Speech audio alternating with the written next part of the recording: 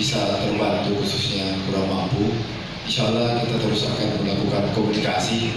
Saya kira ini persoalan selama ini akan menjadi kendala dalam komunikasi.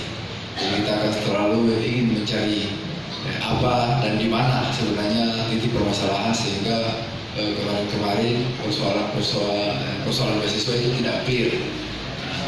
Mungkin kita akan lebih memperdalam di mana letak permasalahannya sehingga kita bisa mengakomodir dan bisa memfasilitasi teman-teman untuk khususnya mahasiswa Maros bisa mendapatkan beasiswa.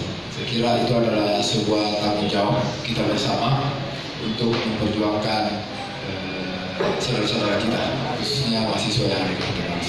Mungkin itu. Ingin merahasiakan itu. Jadi untuk yang sudah BKP Remi, kemudian Abdi,